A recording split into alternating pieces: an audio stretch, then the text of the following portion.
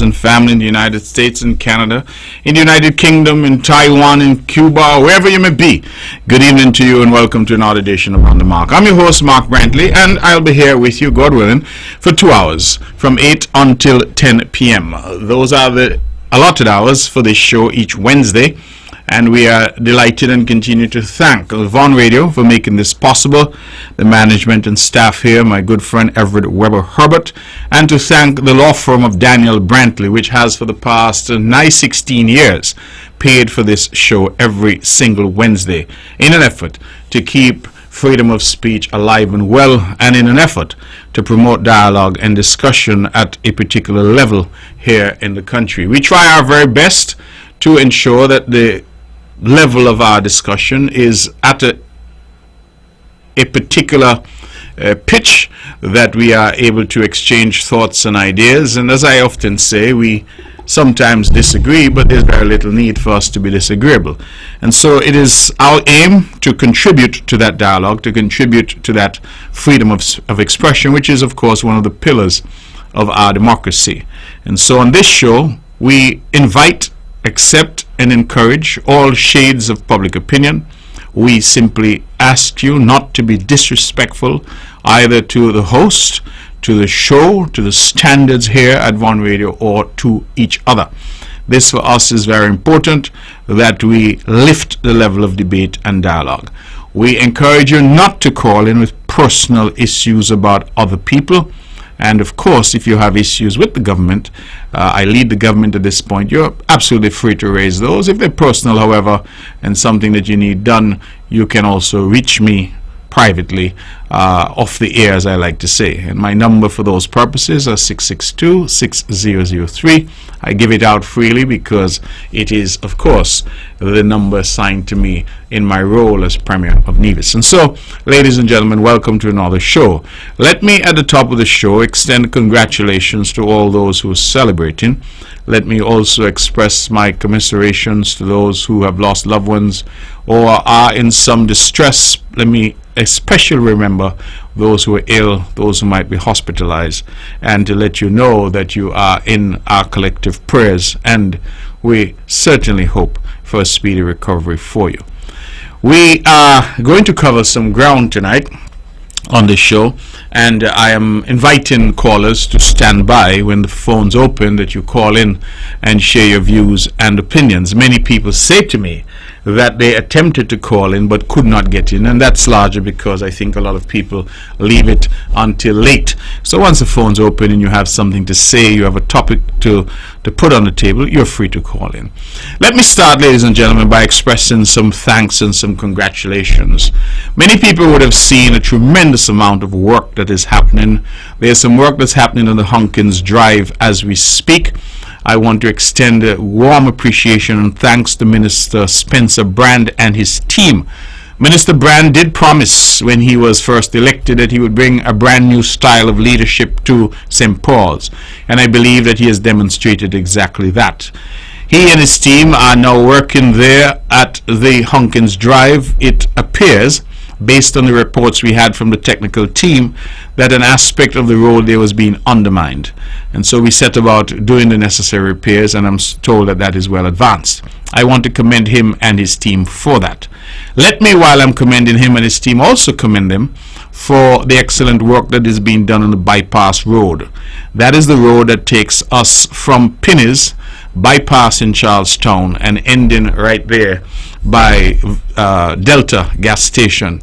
A significant portion of that road is being done, realignment, drainage, and of course resurfacing to make it a much better and easier and more convenient transportation route for most people. It is one of the most widely used thoroughfares on the island, and no work really has been done on it for some 20 or so years, and so we're doing a complete overhaul of that road, and we want to thank the contractors, Surrey Paving. The road looks as if it is proceeding rather nicely, and I see that they've already started the paving. So we look forward very much to that stretch of road being done, and being done in short order. They promised 100 days, and we're hopeful that they could keep that deadline in relation to that road, so that we may have it available to us certainly by the Christmas time. A lot of work has gone into that, including, of course, the construction of new drains and bridges, and of course the ensuring that the engineering is done,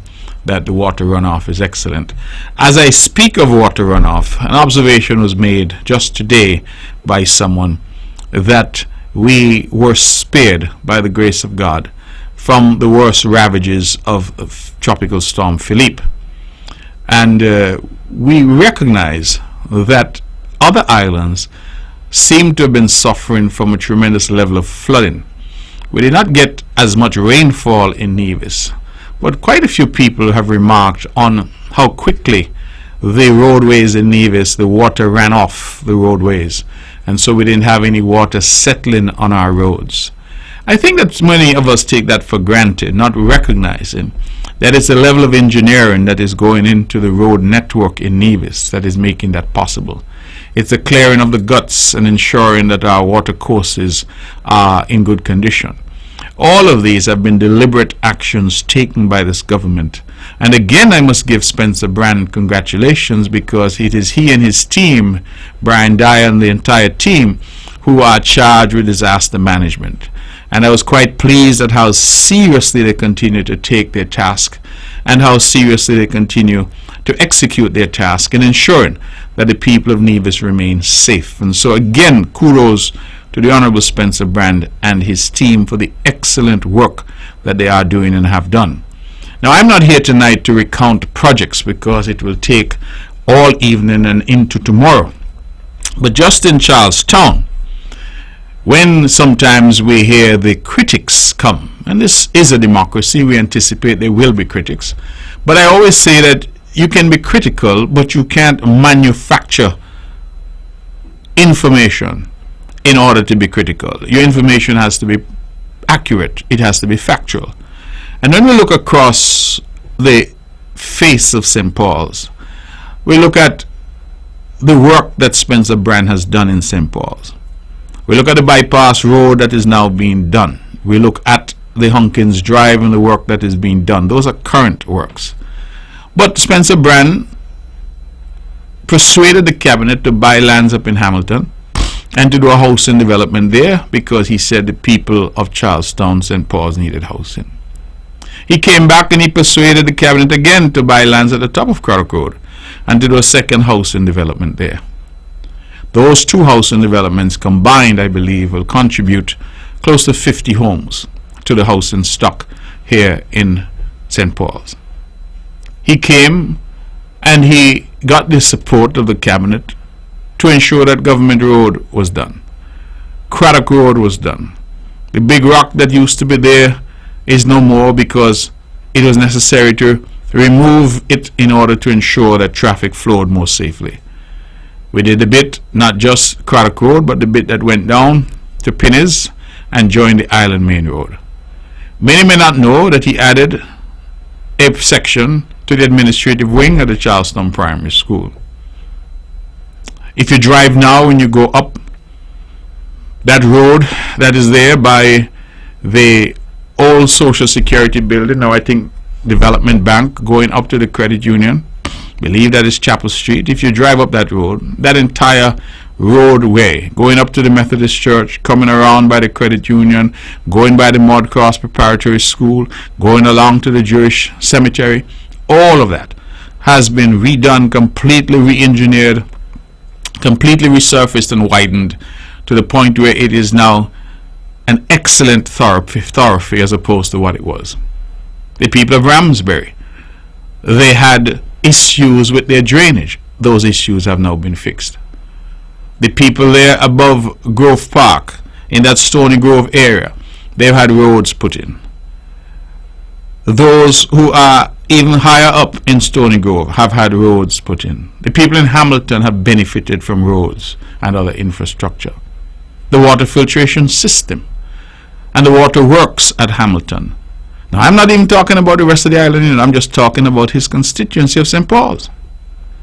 And so I believe that sometimes we need to speak of these things, because there is a constant cacophony of sound and fury, where people are out there trying to persuade us that notwithstanding that it is 9, 10, 11 o'clock, it is midnight and pitch black outside, they're saying the sun is shining. And equally the sun is shining brightly and they say, listen, it is dark outside. A reality that somehow is coming from an alternate universe. Because we see, we hear, we know. And yet, so many of us continue with this expression of they don't see anything happening when everything is happening all around them and in front of them. So I say kudos to the Honorable Spencer Brand for the excellent work that he has done and continues to do. As we like to say, we're building Nevis brick by brick. And we're growing this beautiful island together. That, for us, is what is important. Now, ladies and gentlemen, we have had, just last week, a show here when we spoke about the threats of violence that are now being introduced into our politics by the Nevis Reformation Party. I did not just come as a talk show host and as a politician to talk. I came with the evidence of some of the shows that the NRP has had. And these shows are their mouthpieces. These are the spokespeople for the NRP. One, whom I described as a pastor, a Mr. Weeks, I was reprimanded by a few real pastors to say that he's no pastor. He apparently drives the bus for the church and from time to time does some duties in the church, but they say that he's not a qualified pastor. And so I want to retract that and to apologize to the real pastors for having described him as a pastor. I truly thought he was, because I recall seeing him at one point in the pulpit at a particular church. But he went on radio to say that in his opinion, politicians like myself should be shot. S-H-O-T, shot. We had a caller who called in to one of the same shows, a chap identified by the host as a Mr. Barry. I have come to learn that it's a chap referred to as Barry, Mr. Barry, who lives in America. But he called in, and he called for a revolution. He said that we could not wait for another election to get rid of Mark Brantley and the CCM. He wanted a revolution. And he said quite ominously, what is it going to take? People and people, or guns and guns? I didn't just come here to say those things. I brought the clips. These were things said on the air, publicly. And I expressed my very grave concern about it. And I will tell you, hundreds of people got in touch by WhatsApp, by phone, private messages, on social media, to indicate how concerned they were and how disappointed they were. Now, we all know, ladies and gentlemen, that these organizations, these political organizations, have leadership. We recognize that the leader cannot be held responsible for every errant comment made by their spokespeople or by their followers. We accept that. I'm the leader of a political party too. But what I do not accept is that the leader of the NRP has not uttered a single word of condemnation of this type of violent rhetoric that her party spokespeople are introducing into Nevis. Not one word we have heard from the party leader of the Nevis Reformation Party to say, I condemn, I disassociate myself, I disassociate my party. This violent rhetoric is unacceptable in Nevis.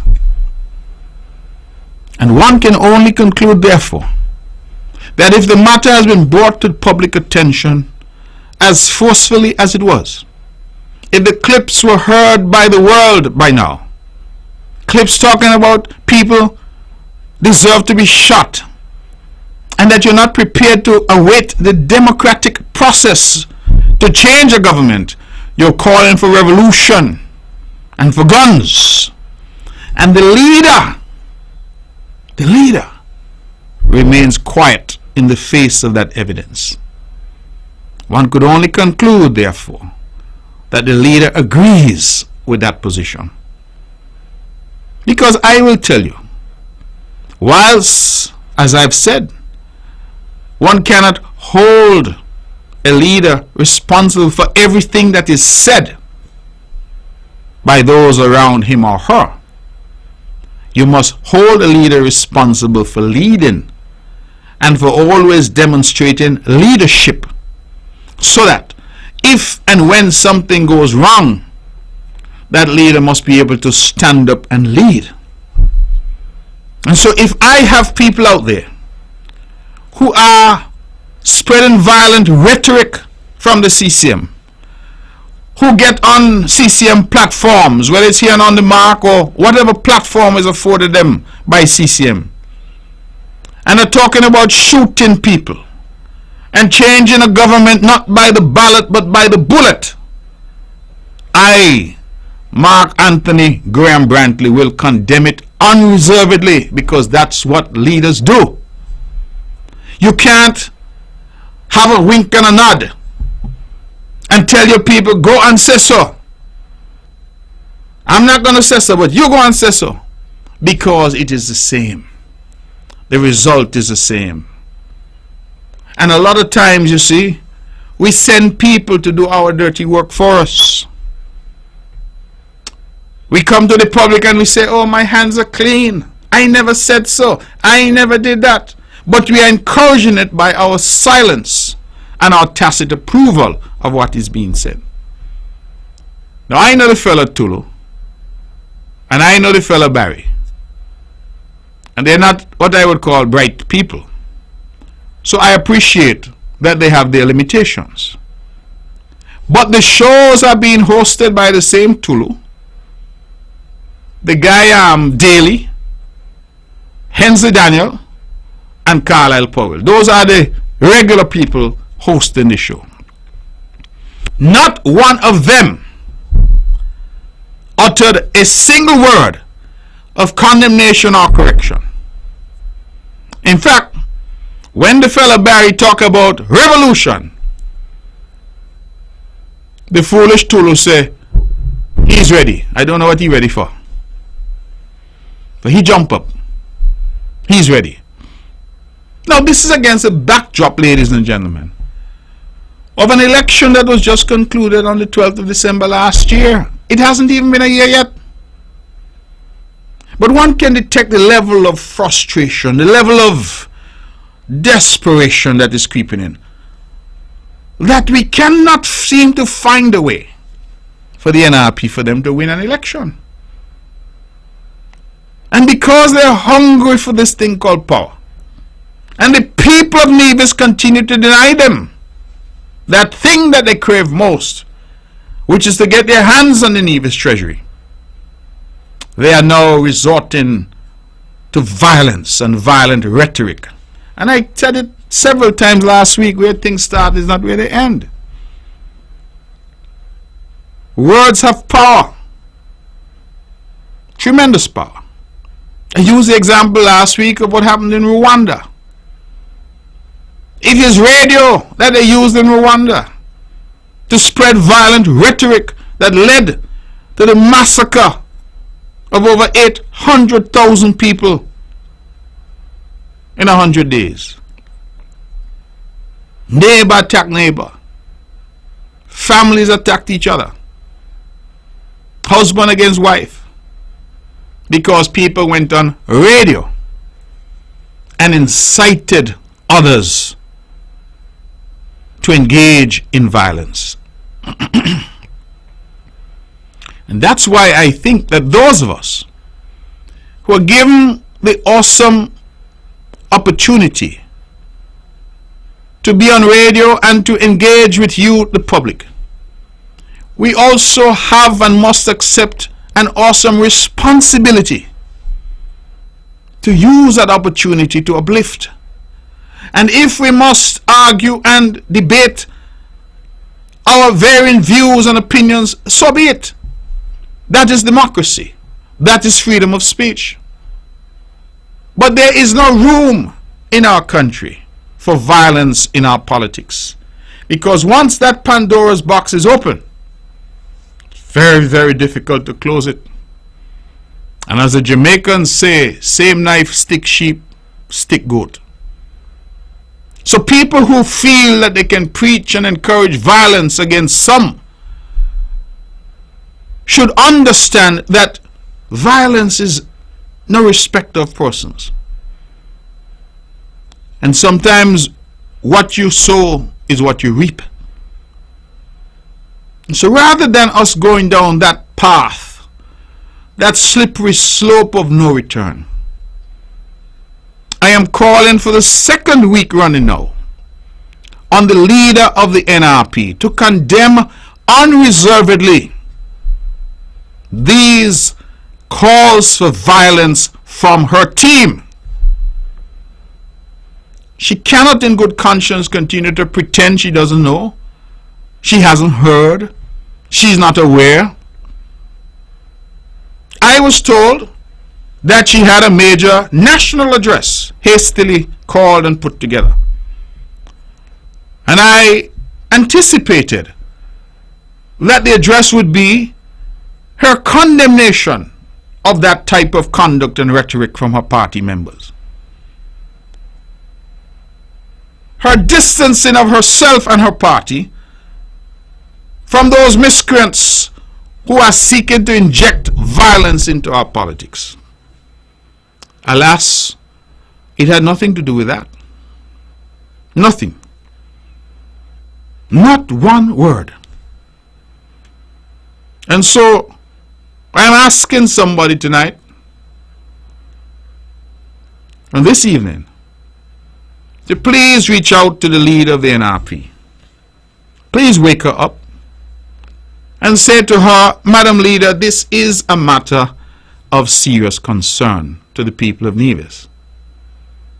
We have just celebrated 40 years of independence, and we have never in those 40 years had violence being a part of our political process. Let us continue that rich tradition of elections that are free and fair and free from fear. We must ensure that we do not go down that road. It is an irresponsible road to embark upon.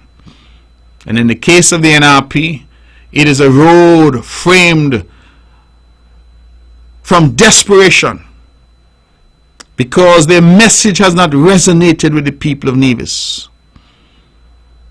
From 1992 until 2006, their message did not resonate. In 2006, something very bizarre happened. They won the election. 2011, they again claimed to have won, but this time the evidence of the fraud was overwhelming, and the court said, no, null and void. Hensley, no partner, null and void. And we had what we call a do-over. They lost that. And they've lost every election since that. 2013, 2015, 2017, 2020, 2022, and again in 2022. Their message has not resonated with the people of Nevis. Their candidates have not captured the imagination of the people of Nevis. And rather than going and trying to fix what is wrong with them and their party, they have now trotted out this talk of violence, of shooting people. And they want revolution, and they want guns. And the hosts are sitting there, grinning like Sammy Monkey. None of them prepared to say, that is not the road down which we want to go. And I'm not so much concerned with the hosts, because their future is already behind them. I am concerned about the leader, because the leader is ultimately the person who must set the tone for the party. The leader must be the one to come to the people and say, do I accept and agree with this level of violent rhetoric, or do I reject it?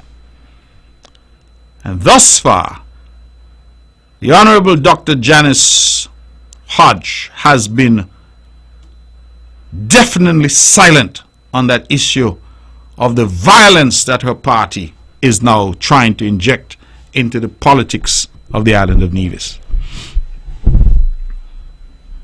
I am saying it here because I'm issuing a very clear warning. This island will be set on a very dangerous path if we continue this rhetoric of seeking to inject violence into our body politic. It is undivision, it is undemocratic, and it has never ever been part of our shared experience.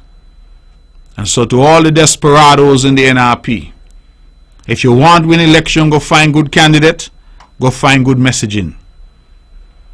And if you must give speech, go and give a speech and ask the people forgiveness for all the bad and the wickedness that was done to the people of Nevis. That's why people vote, you know. People remember. A lot of us seem to want people to forget, but people remember. And so, I want to again tonight call on the leader of the NRP. Call on her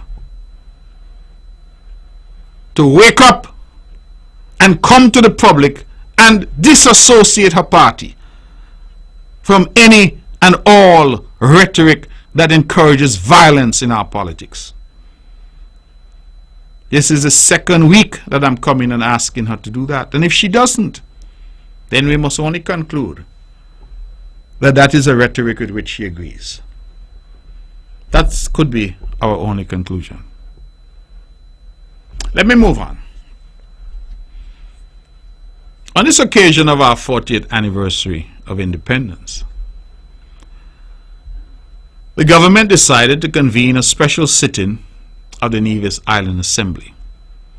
And that was done last Thursday. We extended the invitation to the only other living Premier, the Honorable Joseph Parry. Our first Premier, the Honorable Right Excellent, Right Honorable Dr. Simeon Daniel, our national hero, having passed, and our second Premier, the Honorable Vance Amory, having passed. So we extended the invitation to the Honorable Joseph Parry, and he came and he spoke. It was a courtesy extended to him on the occasion of a special sitting, and we thought it was the right thing to do, notwithstanding that, of course, he's of the NRP and we are of the CCM. That, to my mind, is what we call political maturity. He has served, he has made his contribution. Now that he's no longer there, we invited him to come and to speak on the occasion of that special sitting to mark our 40th anniversary.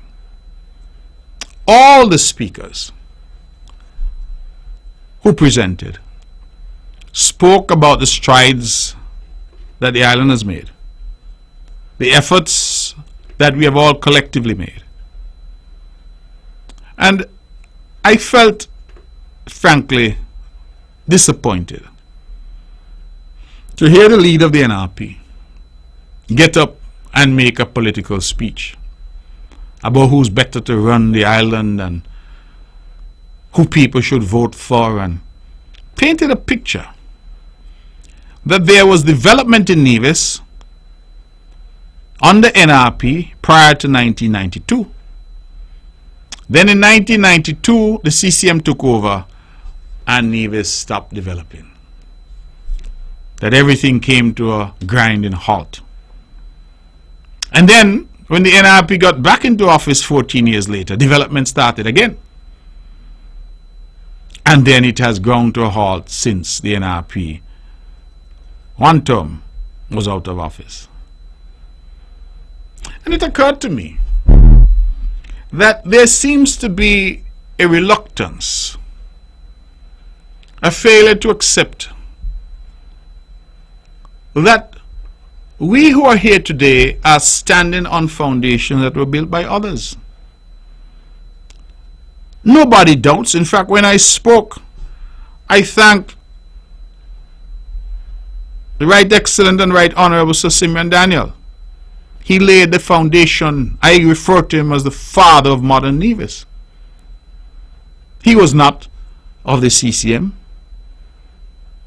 But how could I or anyone suggest that Dr. Daniel made no contribution?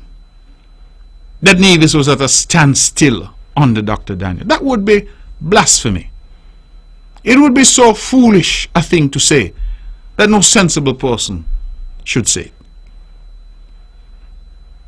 In 1992, the Honorable Vance Winkworth Emery took over as Premier of Nevis. Who in their right mind can really make the argument that under his tenure nothing happened in Nevis? Nevis was at a standstill. Who? How can you say that when you had infrastructural projects like the airport, the seaport, the Long Point port, roads, housing? How could you say that nothing happened? Sixth Farm, Nevlec engines being bought and installed for better electricity.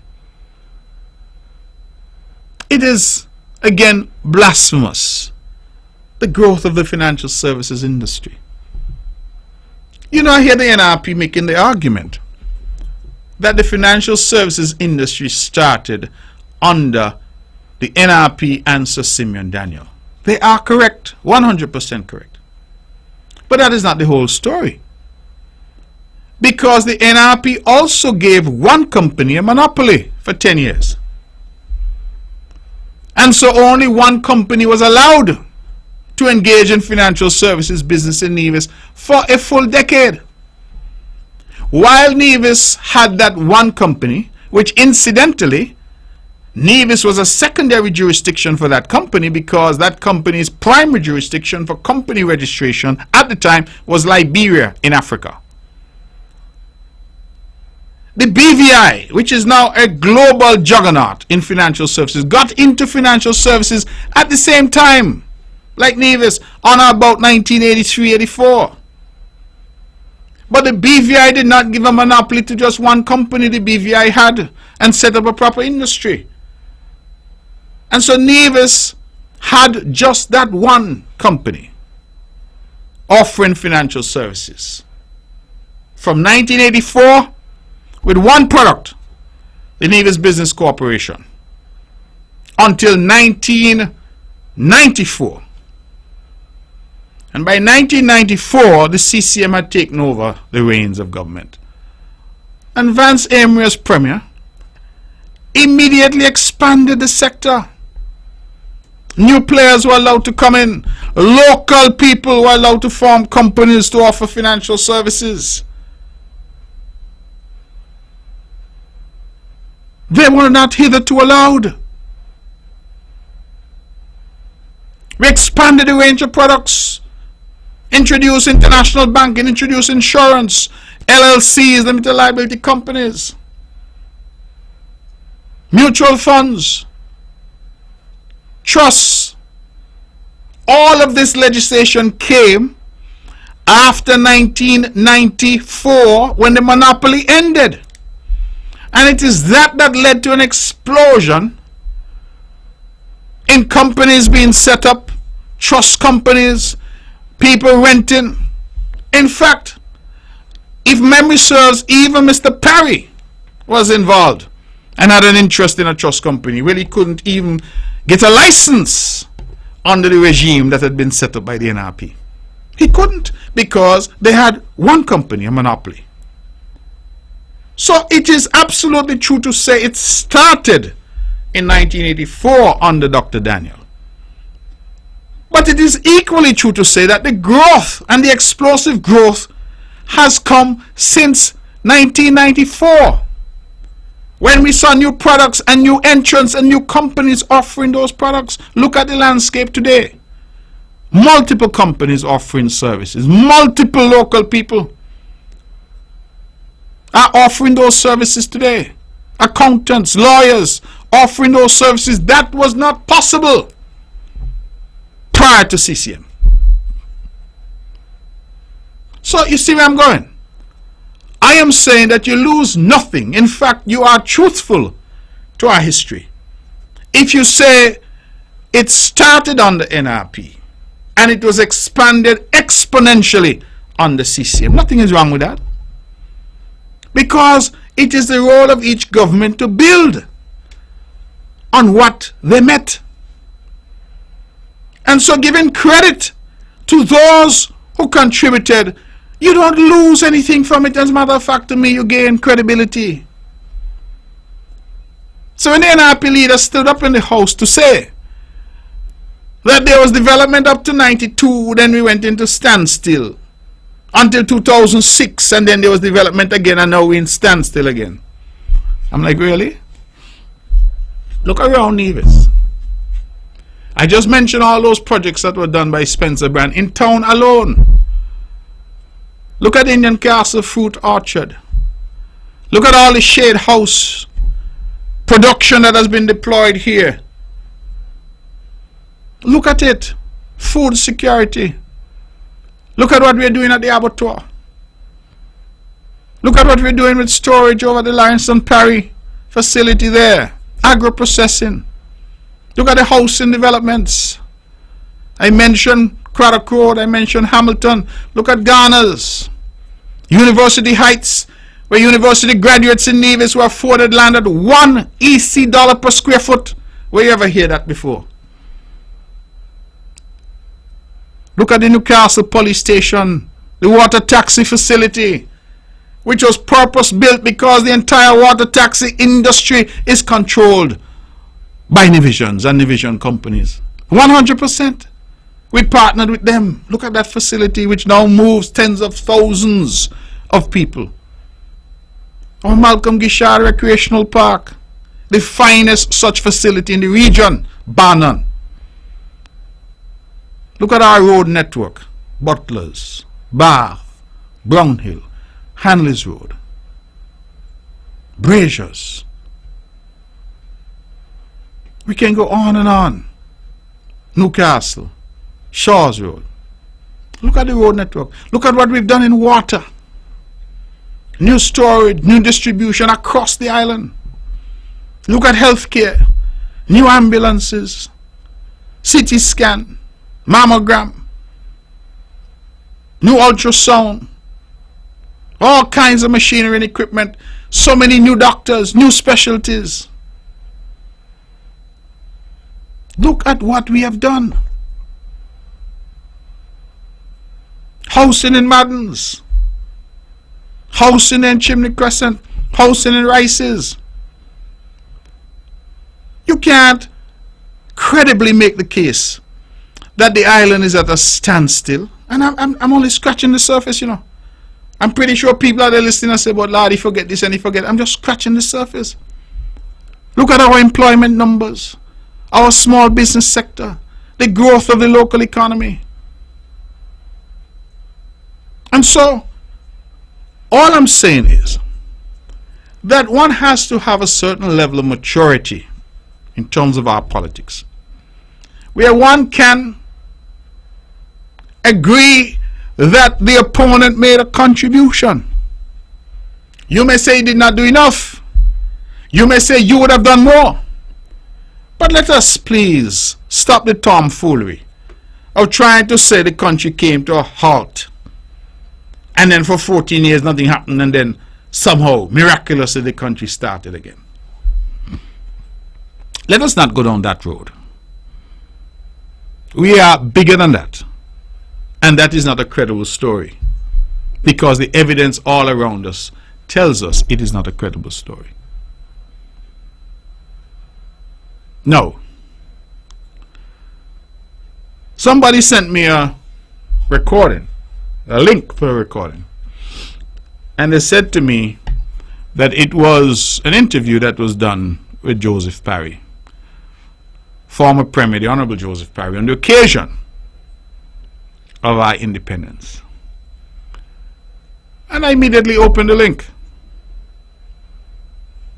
I wanted naturally to hear what this elder statesman had to say, because I felt that it was important for me to see what nuggets of wisdom he would impart. He had been there, notwithstanding that I disagreed with a lot that he would have said over the years, and certainly did my very best successfully to defeat him at the polls. The truth was that he is now retired, and I said, certainly he must have something worthwhile to say. And so I quickly decided, let me go in and find out what is it that the gentleman has to say. What does he have that we are hopeful that he will add, and what information does he have to impart? As I said, what nuggets, that's the word I'm using, what nuggets does he have that he could assist us with? And so I was interested in finding out. I was. And so I said, all right, let me take a listen. So I tuned into this interview. And to say that I was shocked is perhaps an understatement. The reason I say I was shocked is not because anything Mr. Parry says or does should shock me, really, because I know who he has been in terms of his politics. But my view was that Mr. Parry is now retired from that. Mr. Parry is no longer a politician in that sense. And so, again, I was surprised at the rhetoric. And if I did not know better that we had just come out of an election 9 months ago, and that the term is a 5-year term, I would have thought that an election was around the corner. Because the rhetoric was all about who to vote for, and NRP is the best party, and I'm listening. And the host, who, both of them, to my mind, look like they have a serious case of, they call this disease marketosis. That is the disease you have when you spend your every waking moment, mark. Now, if they wanted to do an interview with me, they could have merely asked and said, can we do an interview with you, Premier Brantley? But instead of asking me for an interview, they decided to do an interview about me. Because I was there sitting and I'm saying, well, my goodness. On the occasion of our 40th anniversary of independence, when I am expecting some wisdom from an elder statesman, 75 years old, I'm hearing about Mark this, whether I care about people or not.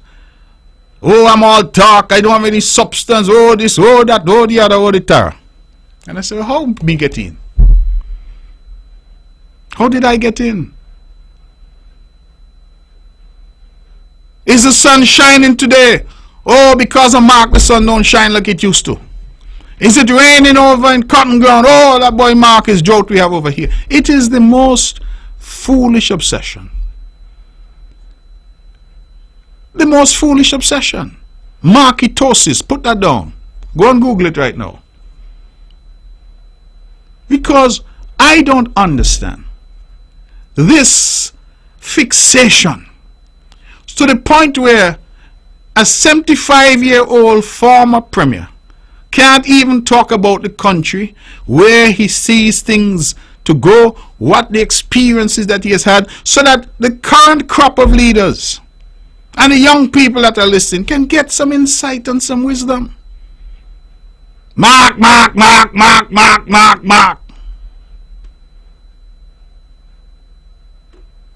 And the usual nonsense about nothing is happening.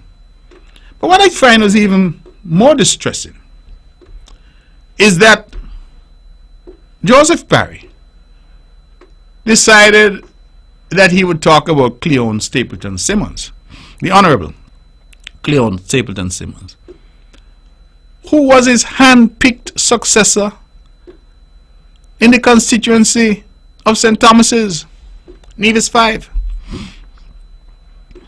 Now I want to say those words again, The Honorable Cleon Stapleton Simmons was the hand-picked successor of Mr. Joseph Parry.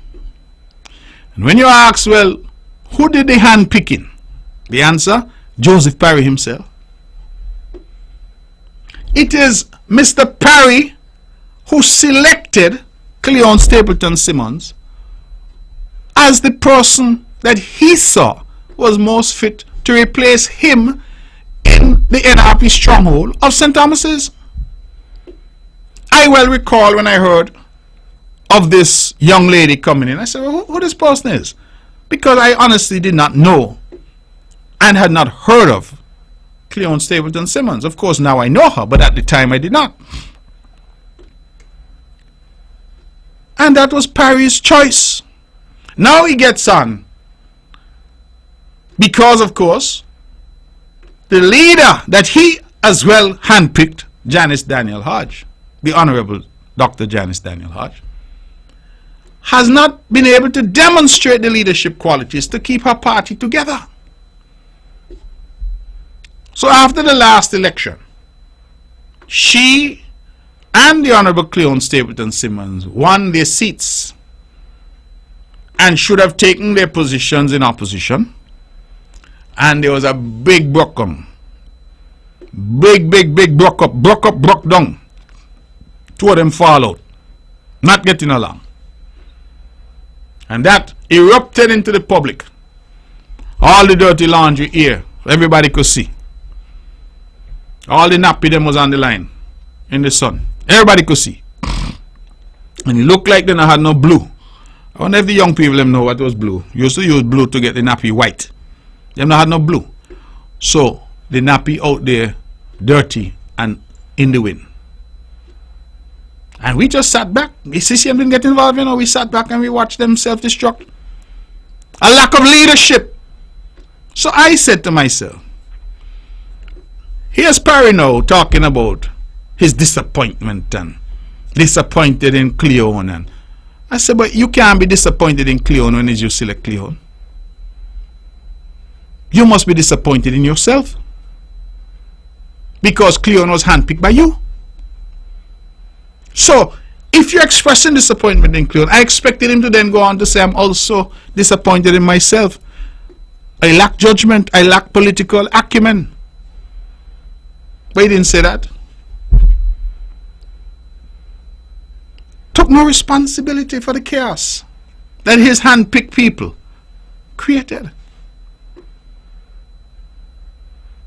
My simple suggestion to Mr. Parry, he says we are cousins, so my cousin Mr. Parry, you are in retirement, take your rest. All of us, if we are fortunate, will get there sometime. But you see this thing of the back and forth and the to and fro of the active politics? You have to decide whether or not you're an active politician or you're not, because the treatment will be different.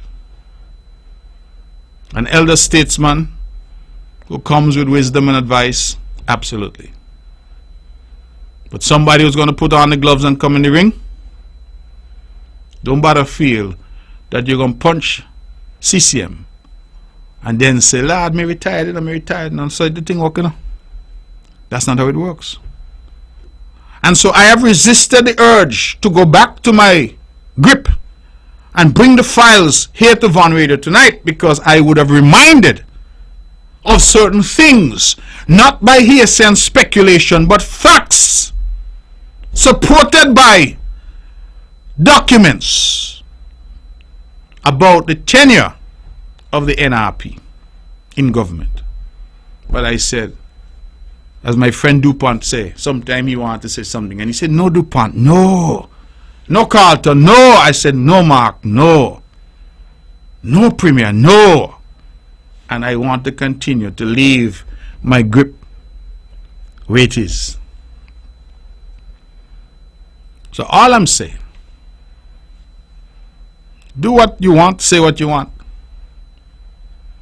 but decide whether you are retired or you're active, because the treatment is different. It is.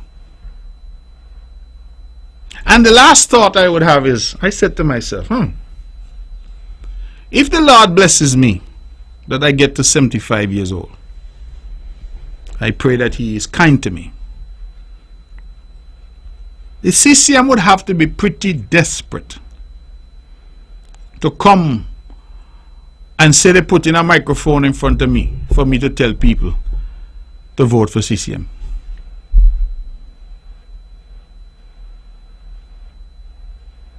And so, taking up Mr. Perry out of retirement to tell him to come on radio, go talk about who to vote for and who's better for the country and some political party speech, is putting him black into the ring and speaks to me about the desperation. You remember I mentioned that word before when I talk about violence and gun and shooting. Now the desperation. I believe NRP should allow Mr. Perry to continue to enjoy his retirement. I saw him recently. He looked healthy. He looked happy because he's retired. You don't have to deal with the day-to-day stresses and trials that we who are active deal with. And that's why I say I aspire one day to be there. I'm not there yet, but I aspire to be there. And incidentally, I say I'm not there yet. I found what was most interesting in the interview. Mr. Perry gave me some advice. You know what his advice to me was? He thinks I should retire. And Mr. Perry, you think that's so government go? So you want me to retire? Why? You think the chances of you party getting in would be better? I have said, and I continue to say, I was not given a seat, I want a seat. And all of you out there who think that it is easy to win a seat, you're welcome to try. You're welcome to try. I recount all the time when I went to a particular house in St. John's. And when I go by the gate, I hear the people inside the house wanting so me go look who out there. I hear them plain as day. And me knock and call to make sure dry inside. It's Mark Brantley. I just want to say a few words. Not a cat. Look out and watch me. Because them say they don't want to hear thing from me. I think this thing easy. Name politics. It's not easy. So when you go out and you win a seat and you're sitting in that seat, you think it's just to tell me your best thing is to go and retire? No. Bring who you bring and let them remove me. Because that is how politics is. Politics is a contest. So I want me to go retire so I could take a seat. Is how the thing go? No, I must win seat. Get candidates that people like. Get a message that people like. You're going to run an election even without the manifesto. No ideas, no commitments to the people of Nevis and think that you're going to win an election. That's how the thing work. So the last election, because NRP felt they got close in December last year.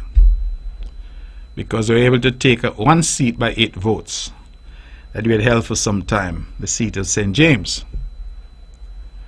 And I gather that one of their activists said to a friend of mine that your horse is wounded and you must take him out of the race. And the friend responded, well, if my wounded horse can still beat your horse, then why should I take him out of the race? Matter of fact, if my wounded horse can still beat your horse, then what does that say about the quality of your horse? So, I will retire, God willing, when the time is right, when the CCM party, my family, and I take that decision. All of you out there who hoping and praying for a retirement because you feel somehow that will help you politically, that's not how the thing works. If you want seat, you must win seat. If you want seat, you must go out with a message that appeals to people. If you want seat, you must have candidates that appeal to people. Not some who were CCM Monday and NRP Wednesday, who had to order, special order green cloth and green frock because they had no green clothes in them closet. No. People don't see them as genuine articles. Not people who were fast asleep here in Nevis. Jump up, look me here. Somehow got elected and gone straight back to sleep. No. People want those that they know and they see and they have confidence in. And I have always said how grateful I am to the people of St. John's and St. Paul's, Nevis 9, who embraced me way back in 2007, by-election occasion by the tragic passing of Malcolm Gishard. And they allowed me a victory by 30 votes, 3-0. And they have never let me down since. Each election they've given me a larger victory. And I say thank you to them. And then in the local election, St. John's, they have never let me down. My first effort was 2011. And we had that fox in the cock's box. Thank God. He's no more and never will be again. Because in minute as I pull out that fox and cast that fox aside, it was smooth sailing from then on. Sometimes you see you have to shed dead weight. You have to remove the Judases, clear the way, and allow the train that is CCM to function as it should. And once you see you do that, you clear the underbrush, you get rid of them. And you realize, and how I am able to judge whether they were dead weight or they were assets. When you get rid of them, all of them jump up an NRP bandwagon. And the wagon still now move. So if they had so much ability and so much capacity, how come when they were pushed off the CCM train and jump up on the NRP train, the train still now move? It now gone away. Because I tell people all the time, if you see me a good captain, throw somebody off my boat, I believe the best place to do is leave them there, let them swim. But the NRP is so foolish. When I catch somebody off my boat, them say, come, come, come, come. And then some of them run over to NRP and say, oh, I know his strategies. I know everything about it. And I say, Lord of mercy, you talk first. Let me put you up front. And I realize that I can't catch them for a reason. And so you just check. All of them have said, NRP, here we are. The result has been the same. The same. You know why? You can't sell a bad product. And if people know that your product is faulty, they're not going to buy it. And the NRP is a bad product. It's a faulty product. And it's not just faulty, you know. It's faulty since 1992 when they started to call themselves the new NRP. In the aftermath of CCM winning. They kept recycling the same old, same old, same old, same old rhetoric. Every election they lose, they cost the electorate. They say people stupid. They say people accept bribe. They say people don't got no sense. Them over and over. Every election, it's a problem with somebody, but never self-searching to say, who are our spokespersons? Anybody like them? Nevis people not like one of them. We're going to tell Airplane, not one of them. They may listen to them for the entertainment value, but when time comes to vote, who? Them, they, not me. Them are like them. But these are the people who every week, every day are speaking for the NRP. Candidates, not credible. Same story. And the rhetoric of vitriol, vitriol, vitriol. Bitter like gall, like tomfish. Bitter. And for what reason?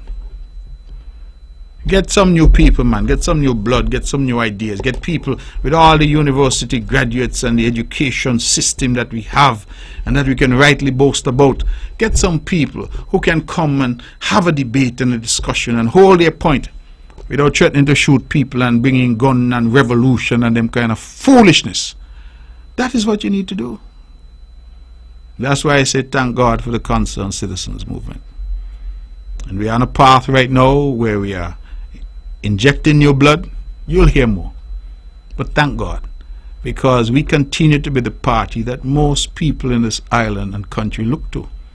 For leadership that they can trust, leadership that they can have confidence in. And not this rah, rah, rah, rah, rah foolishness that is passing for leadership on the other side.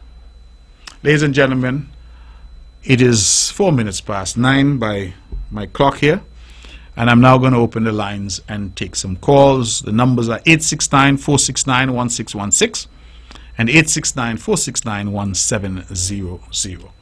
While we wait for the phones to ring, let me also say how happy I am that we have started the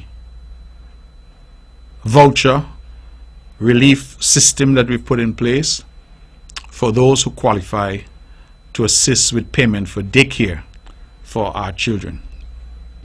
And I'm delighted that only today there was an outpouring on social media where one mother, whose idea it was, I think I can call her name, Africa Wilkes, she was the one who came and in a session that we had in Hamilton explained to me the problem, and I did commit that we would find a way.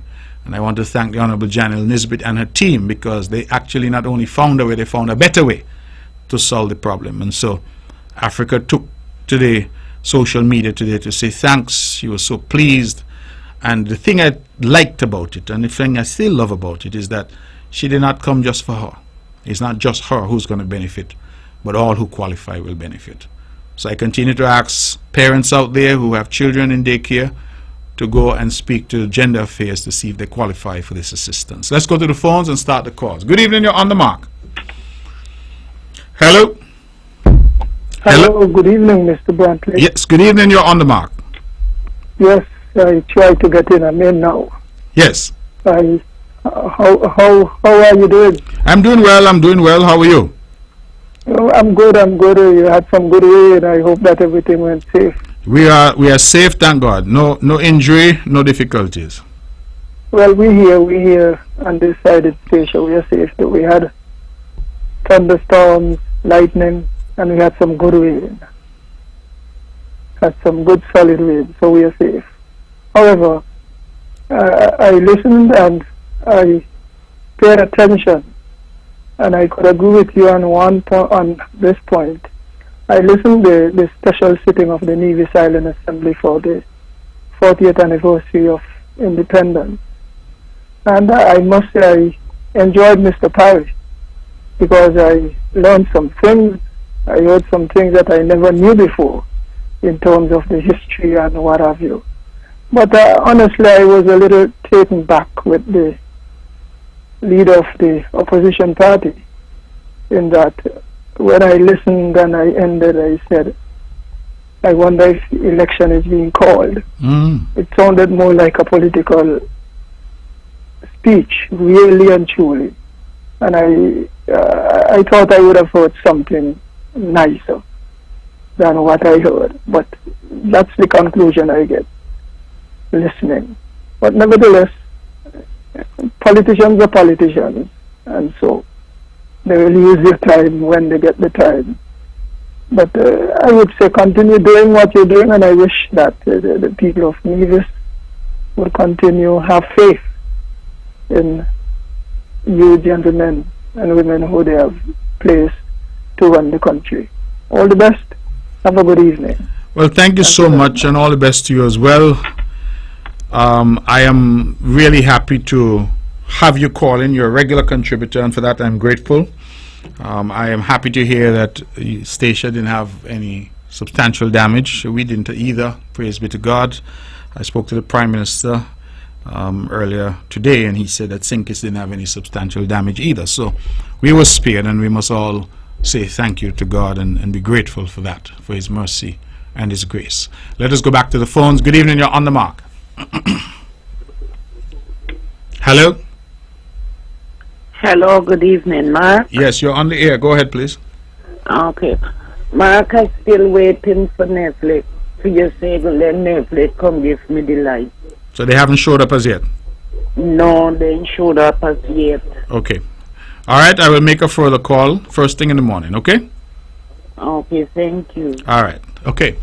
So we're going to keep the calls coming. I do apologize for that, caller. I know who you are, and I will seek to follow up. Let's go back to the phones. Good evening. You're on the mark. Miss Sheriff, good night. How are you doing? I am well, thank you. How are you?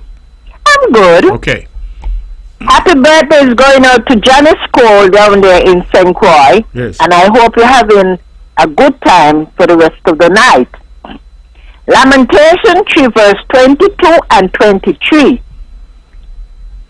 It is of the Lord's mercies that we are not consumed, because of his compassion fail not.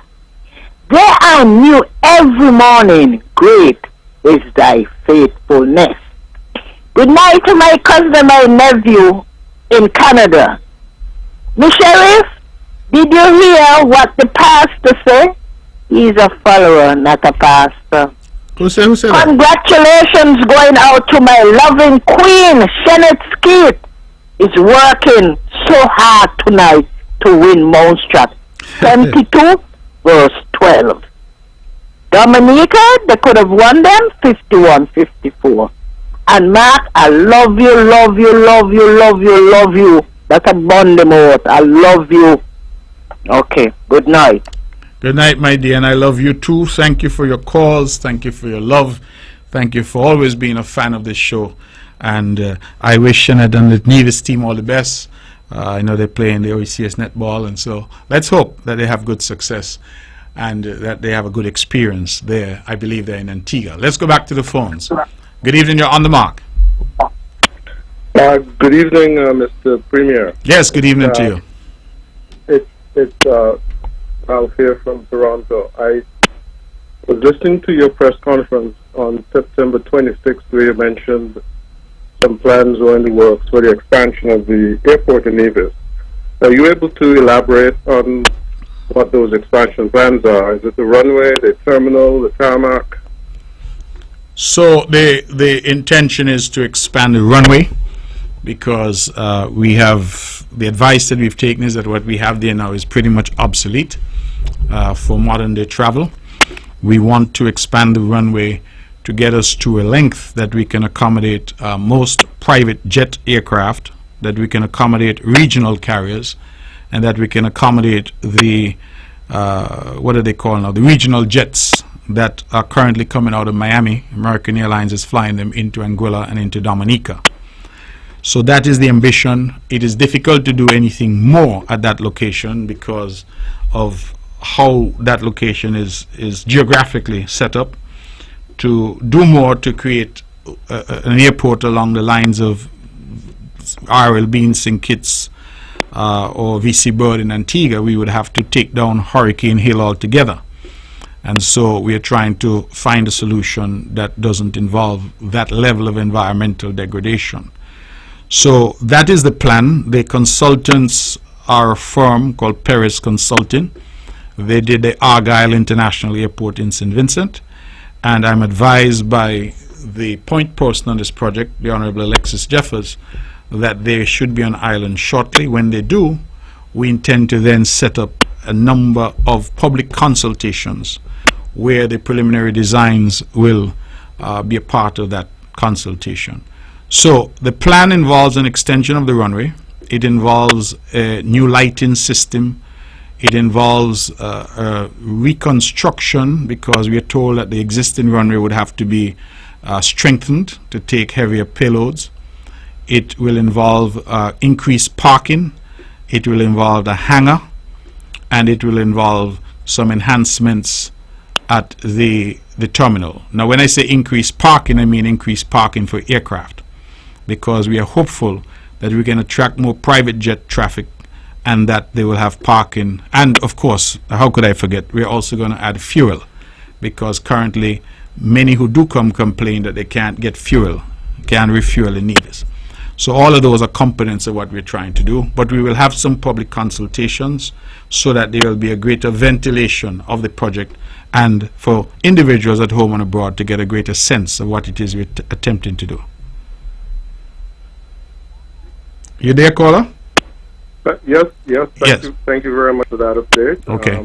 That's very good news, and wish you all the best as you proceed. Okay, thank you very much. And as I say, we'll have much more to come in terms of information. We are still going through the process now of negotiating acquisition of lands with surrounding landowners. That has gone fairly well thus far. So we're having those discussions, and we hope to be able to come fairly soon once the consultants are physically on island and roll out more information and have those public consultations. Thank you. You're most welcome, and thank you for the call. We have now about 14 minutes after 9 o'clock. We're taking your calls. 869-469-1616, 869-469-1700. So I go back to this daycare assistance program, which was rolled out, and the outpouring by one of the recipients, whose idea, in fact, it was, Miss Africa Wilkes, talking about it today on social media. And a comment there grabbed me, because whilst 99% of the comments were positive, somebody said, I hope they don't start to cuss the young lady. And I thought that was an interesting comment, because I was thinking the same thing, and I decided not to publicly say it. But when I saw it, I smiled, because I said, you know, anybody who says this government is doing this program, it's a good program, or I've benefited from this program, the attacks come out, the hounds start to bay. And some things are just good things. Whoever benefits from them or whoever bring them, they are good things that have helped the country. See, I was able to say earlier that Dr. Daniel brought the offshore industry, but Van Samry expanded it and made it great. Nothing is wrong with that. It's a factual statement. You give credit where credit is due. And if there are programs that are introduced that genuinely benefit people who need that assistance, why would you attack them for saying that it's a good program and they're benefiting? Let's go back to the phones. 1:15. Good evening, you're on the mark. We've lost that caller. Caller, please call back in. Let's try this one. No? 869-469-1616 and 1700. Caller, if you can call back in, we'd appreciate it. Let's go. Good evening, you're on the mark. Hello? Good night, Mr. Brantley. Yes, you're on the mark. Go ahead. Good night, good night. How are you keeping, sir? I'm doing well, thank you. Okay. I want to join you, Mr. Brantley, in calling on Dr. Hodge to condemn the statement that was made on that station by this, well, now I'm told he's not a pastor, and also the gentleman from overseas. And as you rightly said, Mr. Brantley, failure to condemn such a statement, it shows that she is condoning such statement. Mm-hmm. And so I join with you in calling on Dr. Hodge, the opposition leader, to condemn that statement and make it clear to Nibijan that you are not a part of that that statement or those kinds of statements. Is not a part of the NRP. And so, like you, I am waiting to hear if she will come forward. Mm-hmm. Secondly, Mr. Brantley, going back to the gentleman who said that he want to start a revolution. You know, I am very disappointed with Henry Daniel. Mm-hmm. And the reason I'm saying that to you, because Henry Daniel is supposed to have some kind of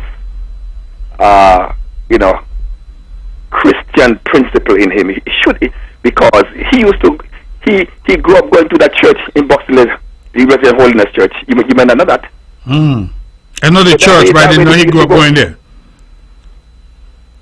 And so he should have, as I said, some level of Christian principle in him. That when this guy made that statement to condemn, he said, no, this is not, we will not accept this. But no, he condoned it by not saying, no, we will not accept this kind of language on our program. It means that he's condoning it. And I just said I am really surprised with him. Not, but in fact, you mentioned a little earlier now, Mr. Brantley, the fox in the cocksback. Mm-hmm. He condoned that because it was to his advantage. He benefited from it. He benefited from it. Yes. That's why the judge declared him null and void. That's correct. That's correct. But Mr. Brantley, I want to encourage you. Again, you mentioned certain things that the opposition leader said that, and poor these people. I really sorry for them. Because, you see, as I said to you last week, God set you up there, Mr. Brantley. And, yes, we understand when people say these things, they are of concern, but God put you there, and when God decided that he will get somebody else, that will happen. And so they can jump up, they can jump down, they can say all manner of evil against you, Mr. Brantley. You're the man God put there, and you are doing an excellent job. That's why they want you out, because I just said they believe once you retire, they have an opportunity to win. That ain't gonna work. So, be strong, my brother. Hold the fort. Continue to do what you're doing. You're doing an excellent job. You're doing an excellent job. And don't be distracted. I know you're not, but don't be distracted by what they are spitting out there. Be focused. Do what God appointed you to do. And the praise and glory belongs to him. Good night, Mr. Brantley. Thank you. Thank you so very much. I certainly appreciate your call. And I think you've said a mouthful in terms of what is accepted, what is not accepted, what do we need to do. And I'm happy that you've joined the call publicly to ask the leader of the NRP to break her silence on this violent rhetoric that her party is spewing. And we will have to now see where she stands, because she cannot continue to be quiet on this. Let's go back to the phones. Good evening, you're on the mark. Hello? Hello, you're on the air. Go ahead. Hi, Mr. Brantley. Good evening. How are you? I'm well, thank you. Good evening to you. Okay, great. Now, I'm a listener of your show, and I'm calling from St. Kitts. Let me make it clear. I don't normally get into Nevis politics, but I heard you once or twice, whether by error or what, and other callers calling Mrs. Hodge the opposition leader.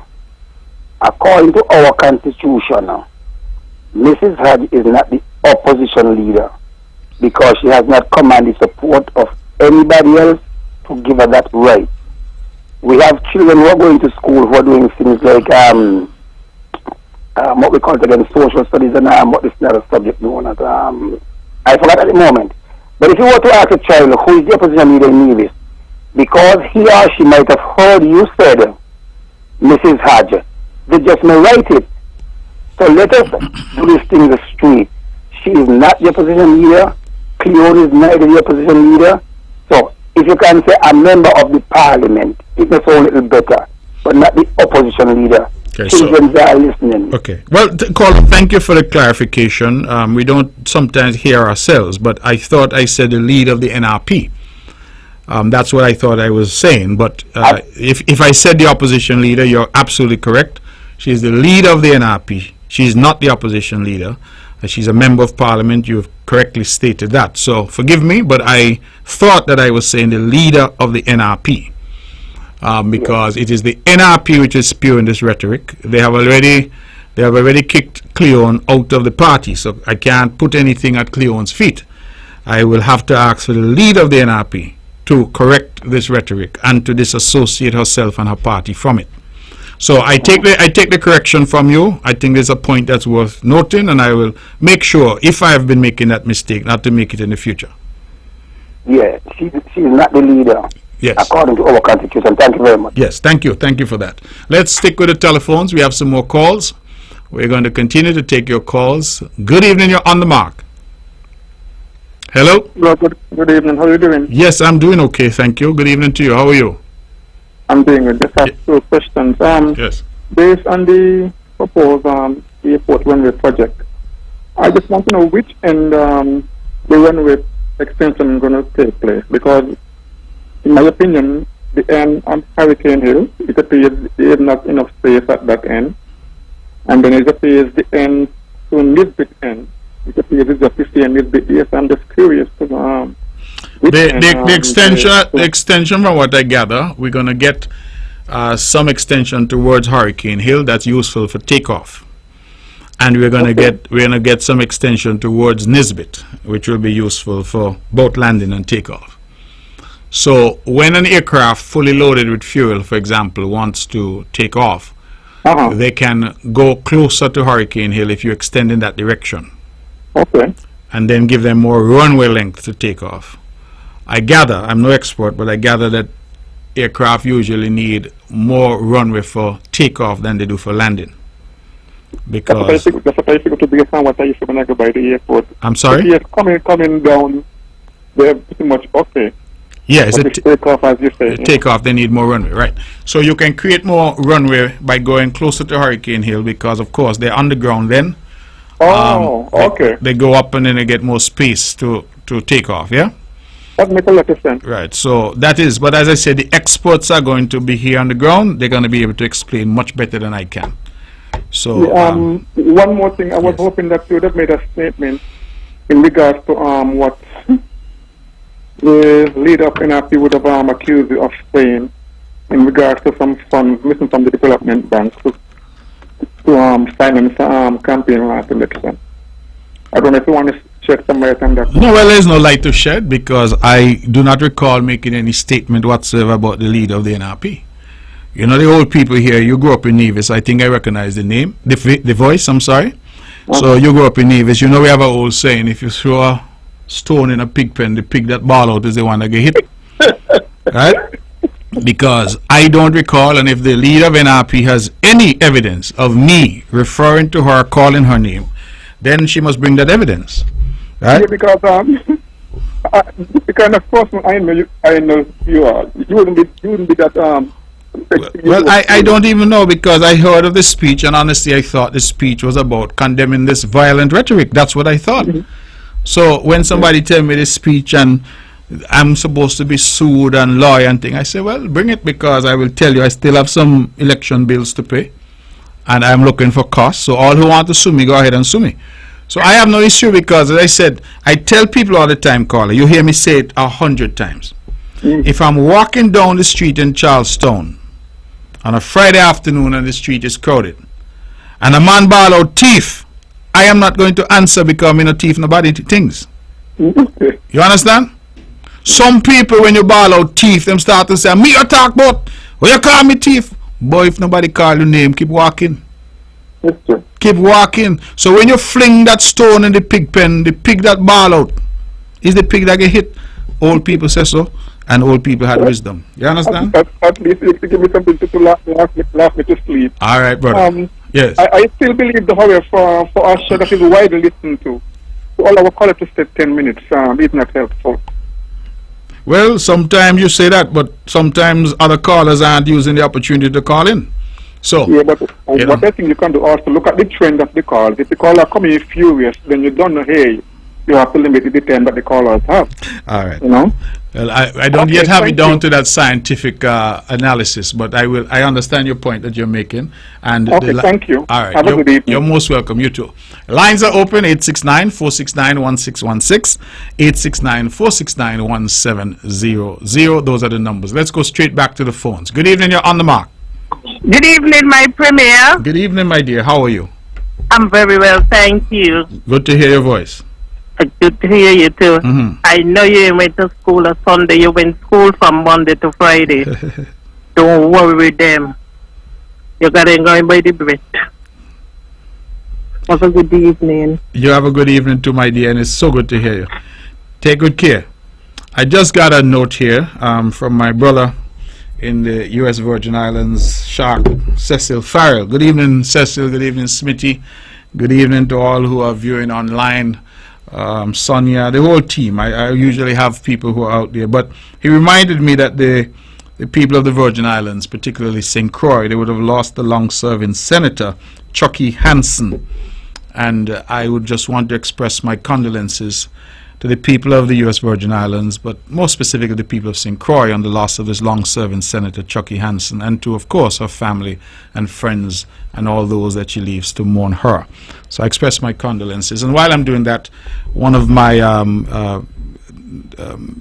classmates, one of my schoolmates, I should put it, lecturer, brilliant woman, Susan Fawkes Golson, in Jamaica, has also transitioned, and I would want to extend condolences to her friends and family as well. That came as quite a shock to me, but certainly God has his plan, and so we are hopeful as always and prayerful that God will comfort all who mourn in the hour of bereavement. Let's go back to the phones now then and take some calls. Good evening, you're on the mark. Good evening, Mr. Premier. Good evening, how are you? I am good, and how are you doing, sir? I'm well, thank you. Okay, wonderful. I called in to react to a couple of things that you would have mentioned this evening. And I know you would have had the show last week with regards to the violent rhetoric and so on. Unfortunately, I missed the show last week. I was out. But I just wanted to add my voice as well, Mr. Premier, with regards to the violent rhetoric, because I think Nevis is small. The Federation of Syndicats and Nevis is small. And there is no room in our federation. There's no room in Nevis, there's no room in St. Kitts for this type of violent rhetoric. I, for one, have always said that, we should try to stay away from violence. I could recall when I was in the federal government, I would have made the call more than once in government and in parliament, in the federal parliament as well, that we need to be more mature in our discourse. And we should always try as much as possible to try to stay away from the violence.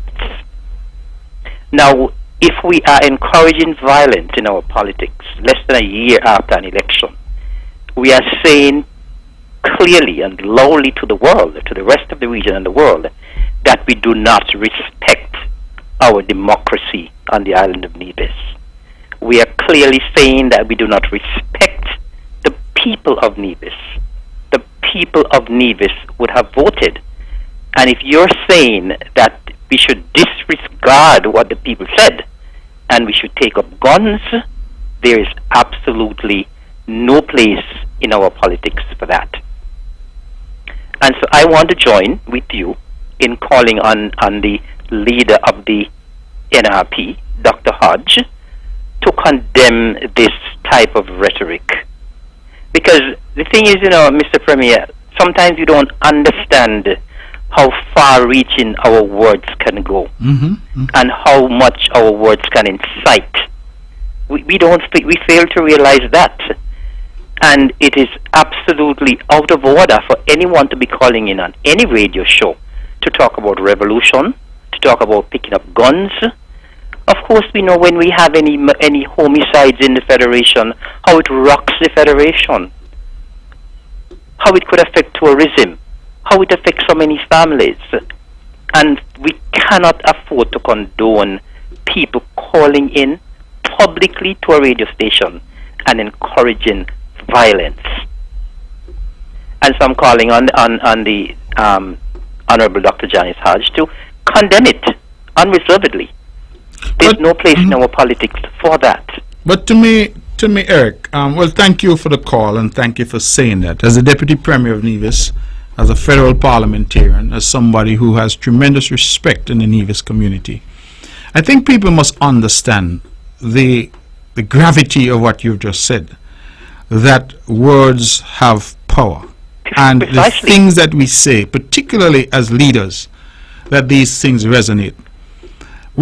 You touched on something tonight which I believe strikes a chord with me. We just had an election. Precisely. And the people of Nevis would have heard all of us up and down, knocking on their door, making the case, asking for their support. The people would have gone out on the 12th of December. In your case, they voted for you. In my case, they voted for me. In Brand's case, they voted for Brand. In St. Thomas's, they said they preferred Cleone. In St. James, they said they preferred Janice. And that is the voice of the people. Precisely. No, I wanted Latoya Jones to win in St. Thomas's, and I wanted Alexis Jeffers to win in St. James. But what am I going to do? Call on those people to resort to violence because the majority preferred another candidate? We have to respect their wishes. That is the point. And so I think the point that you're making tonight, we should not take it lightly. That when you hear a caller to a program, and that caller's views are endorsed by the host of that program, because I want to emphasize that none of them condemned him for his call. And he said, we cannot wait for 5 years. What he's effectively saying is we cannot abide the democratic process. Precisely. And we have a mature democracy. Exactly. At a time when we're celebrating 40 years of independence. Precisely. That's never ever been part of our landscape.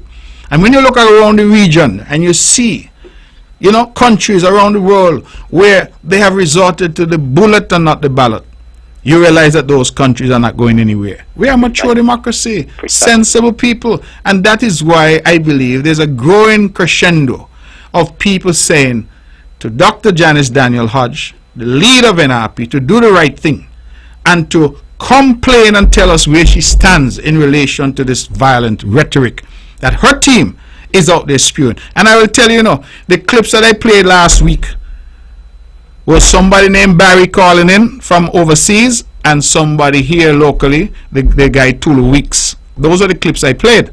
But people are telling me that there's actually a lot more. I don't normally listen to their shows, but people are telling me there's actually a lot more, where this thing about we can't wait for 5 years, we got to get rid of them. Well, you had a chance in December last year. Precisely. The elections were free and fair. It shows that you do not respect the people of Nevis. Well, and you do not respect our democracy. And people are supposed to be prepared to respect that. I think is, Mr. Premier, I've gotten the name of the peacemaker when I was in the federal government and even in the Nevis government. And I always try as much as possible. I do not like all this fighting among the political parties. I don't like it. Nevis is too small for that. And as I said, I think, well, I have had dealings with Dr. Hodge in the past, and I think in the dealings that I've had with her in the past, I think she's a level-headed and focused person, but I think she has the wrong people around her, and she needs to realize that. Because even with the special sitting that we had in the assembly on the 28th, I have to say as well, Dr. Hodge, I was disappointed in your presentation. I respect you, but I'm going to tell you I was disappointed in your presentation. And I am just trying to give a little friendly advice this evening.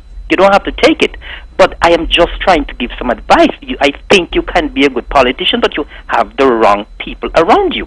Now, after the sitting on the 28th, Mr. Brantley, a gentleman who is not a political person, this person is not a political person, sent me a text message. He sent me the text message at 5:16 p.m. on the Thursday, and I'm going to read the entire message. He said, "Good afternoon, sir. Congratulations on your presidential-like speech this morning. I love how you emphasize that we as a country have developed by working together, that we have been resilient together. You should tell Janice that we have not succeeded on the NRP, but not on the CCM. We have done it together." And so we have to be mature in our discourse, whether we are in Parliament, whether we are on the radio, wherever we are as politicians. We need to just be truthful, because the thing is, it's unfortunate for anyone to say that nothing has happened on the NRP or nothing has happened on the CCM. it is not factual. Mm-hmm. And Mr. Premier, I'm going to say something else tonight, because it's one of the things that there has always been this chat about nothing happening. But do you notice when persons are saying nothing happening, they never can say that we are lying with all the facts that we lay out. All those stuff you talk about tonight, nobody can say that you're lying, because the facts are there. They are there on the ground. And so they have never ever said that we are lying when we talk about all the developments that are happening in the country. But how then do you hold that fire and water in the same hand? Because if you cannot deny the evidence that is there, You the can't projects, deny it. but what I'm saying, It's impossible. the projects that I identified tonight are not things that are on paper or that we are talking about. These are things that anybody could get in a car tomorrow and say, let me drive around and see if Madden's is there. Let me go and see if the Indian Castle Fruit Orchard is there. Let me see if the road them that they say they're building are really true, right? Mm-hmm. Let me go down and see the Malcolm Gishard Park, the water taxi pier, the police station at Newcastle. Let me see if these things really exist. Let me go and look at the water tanks all around there. Let me go up Hamilton and see the filtration system up there. Let me really check.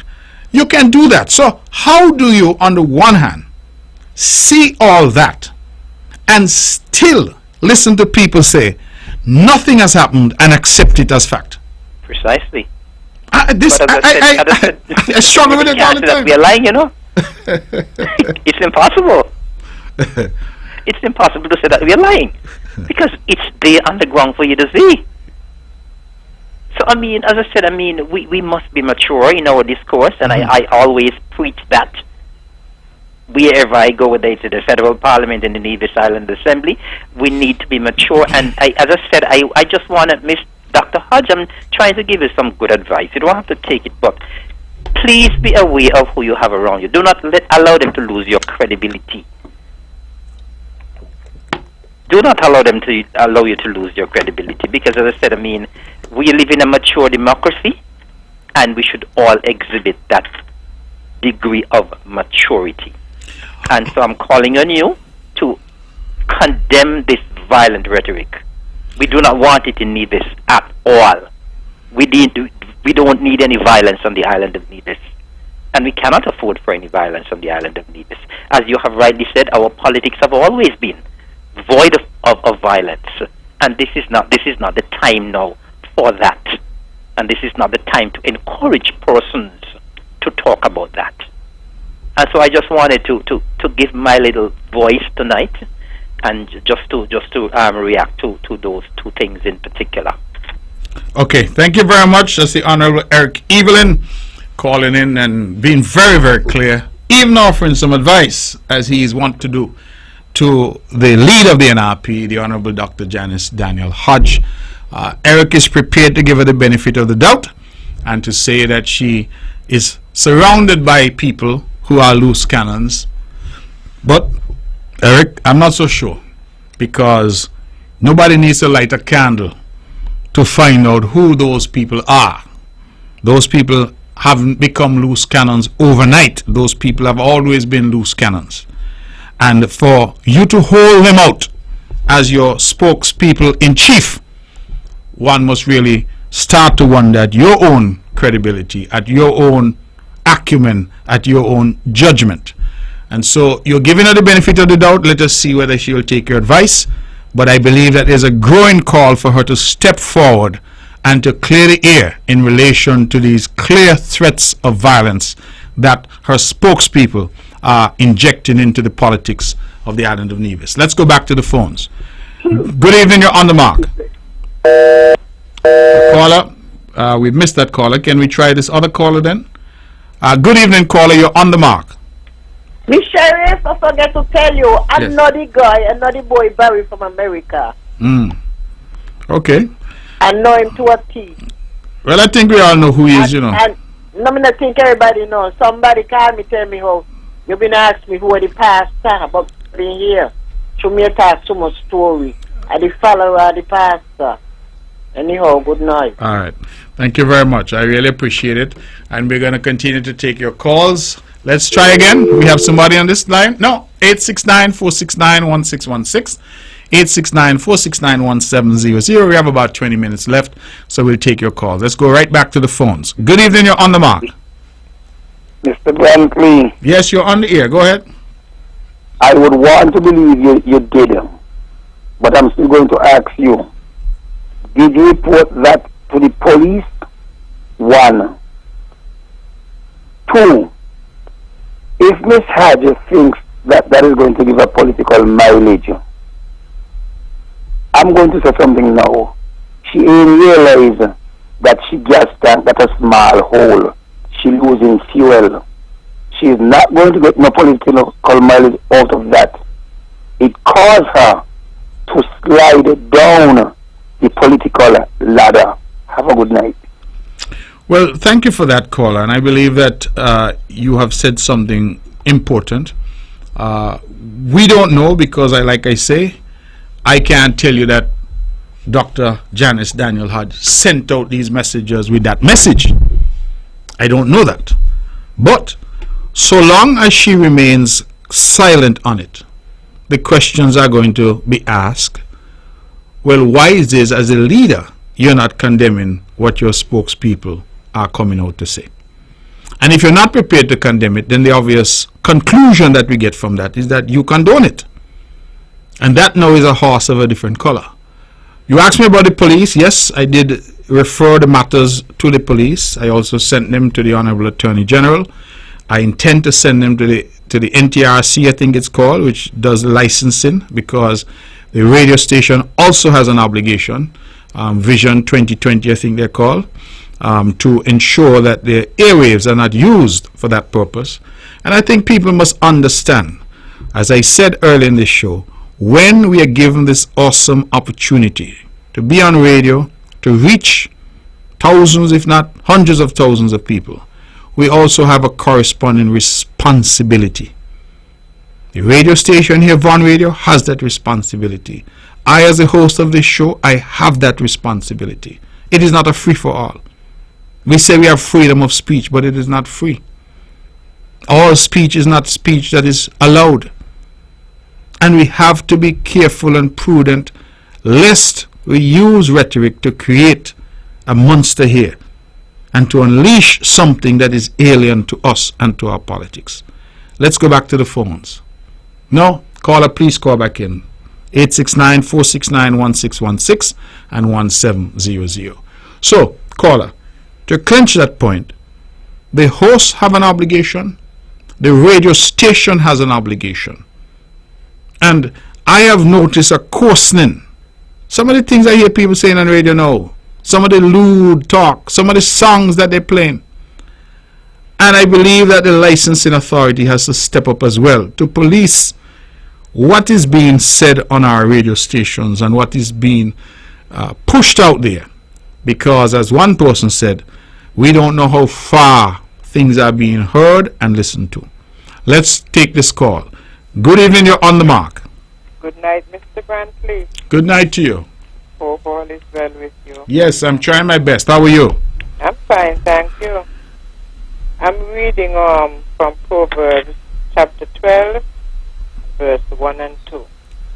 Whoso loveth instruction loveth knowledge, but he that hateth reproof is brutish.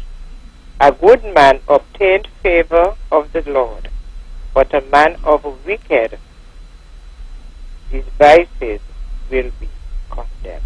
That's the reading of the scripture. May the good Lord bless you and family and keep you safe from all harm. Okay? Thank you, thank you, thank you. I truly appreciate your scripture and the sentiment that is expressed. Thank you very much. We are taking calls. 869-469-1616, 869-469-1700. Let's go back to the phones. Good evening, you're on the mark. Hello? Good night.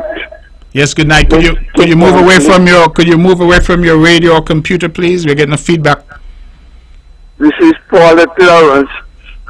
I'm here on Nevis. Hi, Paulette. How are you?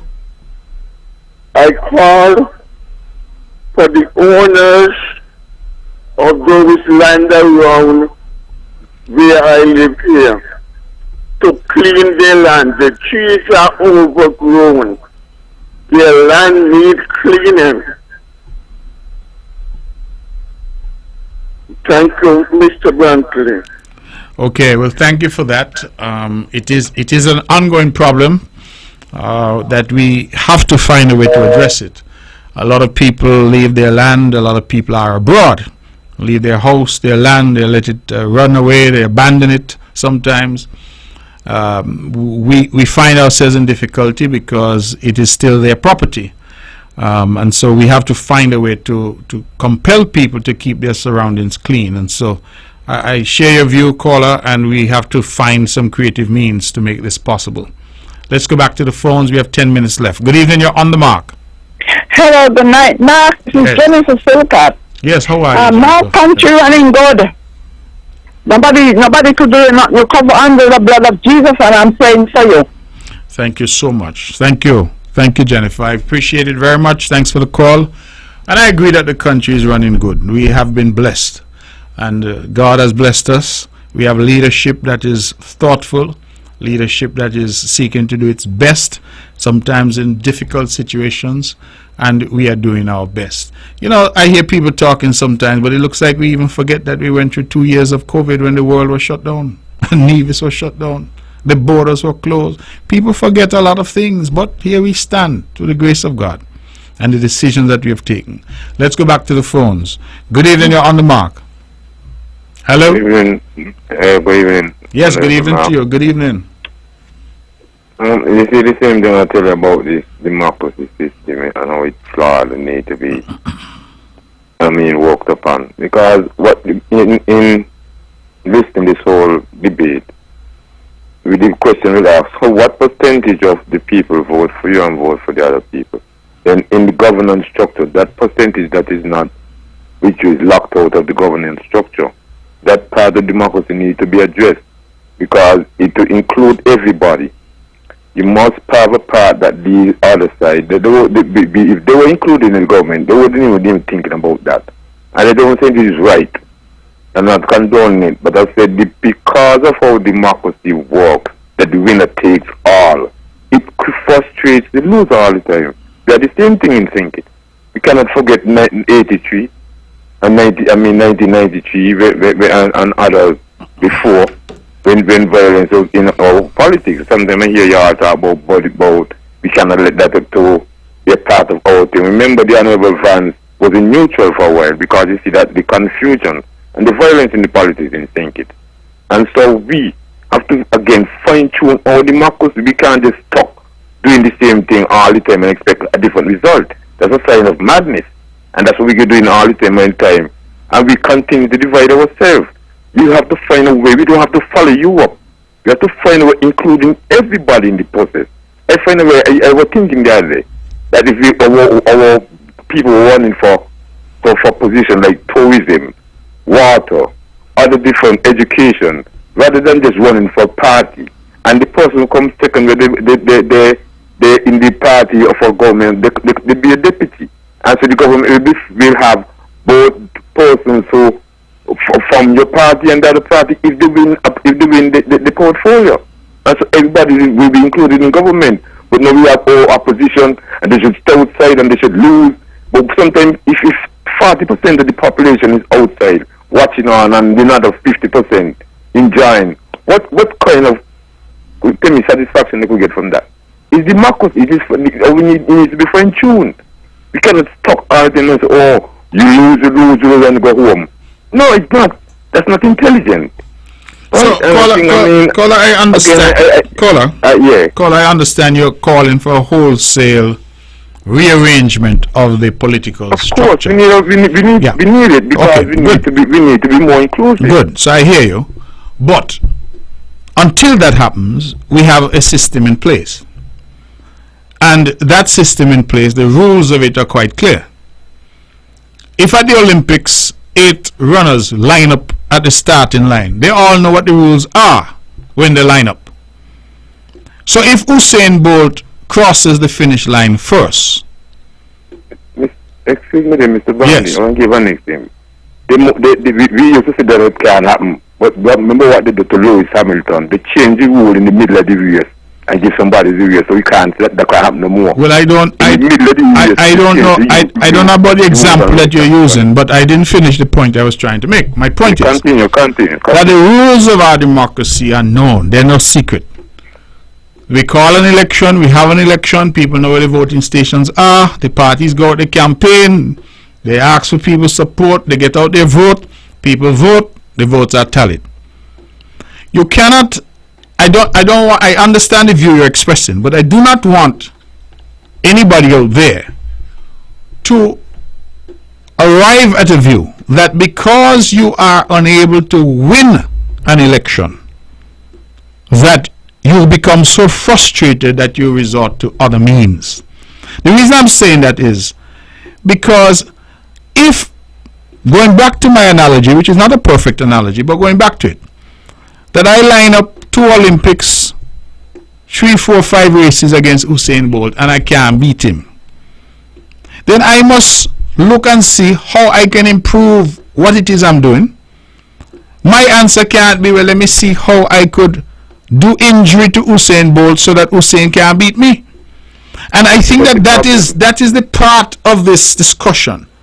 Because until we are able to achieve what you are suggesting, which is a wholesale revamping, those who are involved in this thing called politics have an obligation to conduct themselves in a particular way.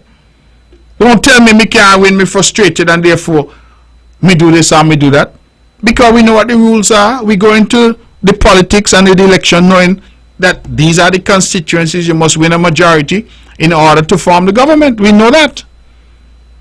Competition is the problem. We have to learn to cooperate more. So where in life, caller, where in life is there no competition in your view? You're missing the point. When I teach in school when I used to live there, and I used to play each other to the youth. Them we compete. When you could tell a child compete, a whole classroom compete against one another.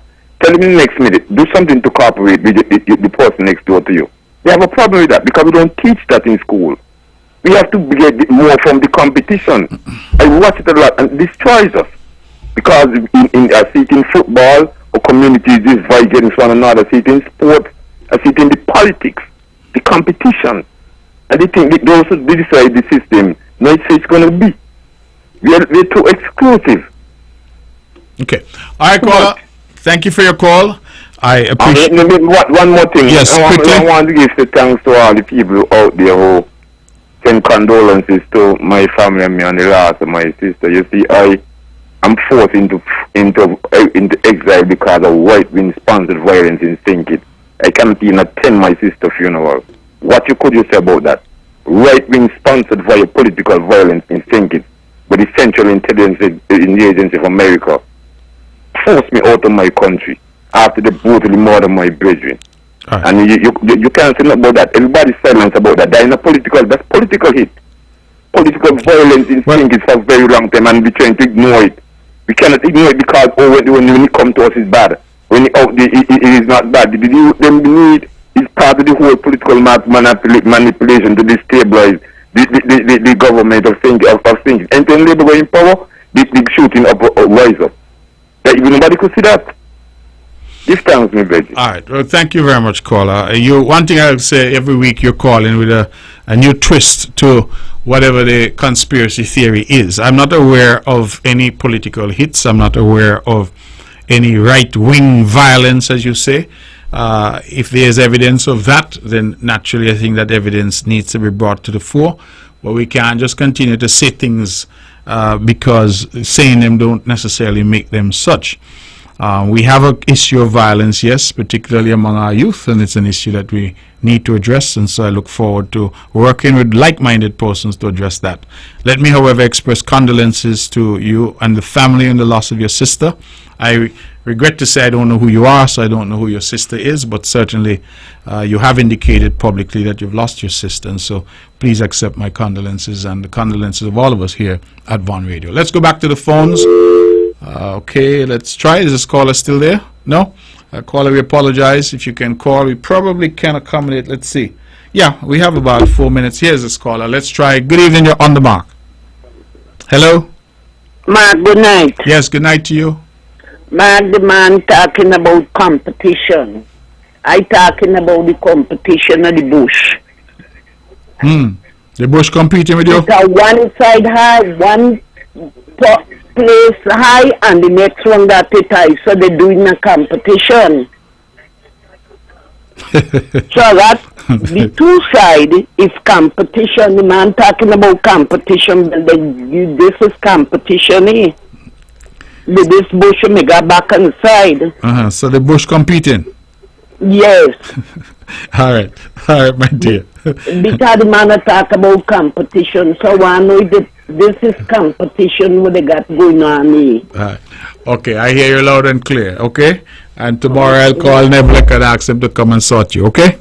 Okay. All right, my dear. Take good care. All right, that's I think the light moment for the night. We have Bush competing with Bush to create a problem for my caller here. And I have to go and look for her. I know who she is. And caller, I do apologize. Ladies and gentlemen, this is On The Mark. This show is rebroadcast tomorrow at 1 p.m. right here on Vaughan Radio. It's rebroadcast normally on Thursdays. I want to thank all of those who tune in every week, who make the show possible, those who call, those with the scriptures, those with the thoughts, whatever it may be. And, of course, the thousands of listeners who make this their home every Wednesday from 8 to 10. I am truly grateful for that and for your engagement and for your continued involvement with this show. I think that this show is doing important work and that we are creating a platform for important conversations.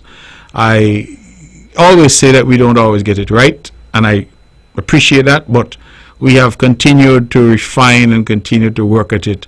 And I believe that even the callers now understand that we have a certain level, a certain standard that applies here at Vaughan Radio and applies for this show where only the best will do.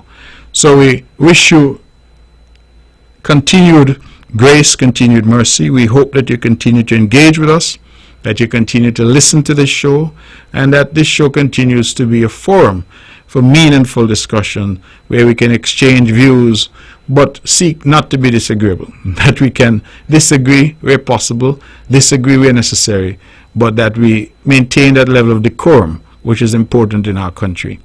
I am going to end the show tonight with the calls from many quarters for the leader of the NRP to break her silence, for her to wake up and come to the public and let the public of Nevis and St. Kitts know whether she supports these calls for violence by her spokespeople, whether she supports that her opponent should be shot, whether she supports that they can't wait for another election, that I must be removed by a revolution and by guns.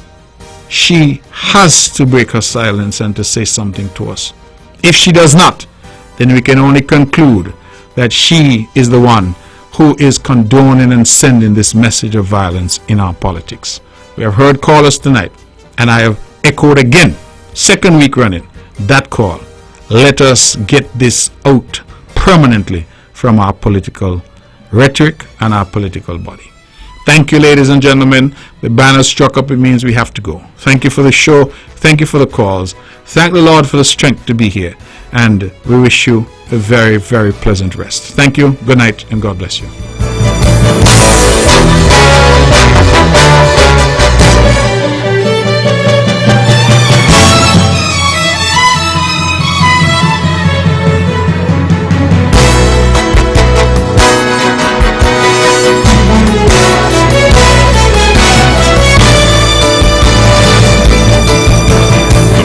And opinions expressed on the preceding program were solely those of the participants and do not necessarily reflect the views of the Nevis Broadcasting Company Limited or its advertisers.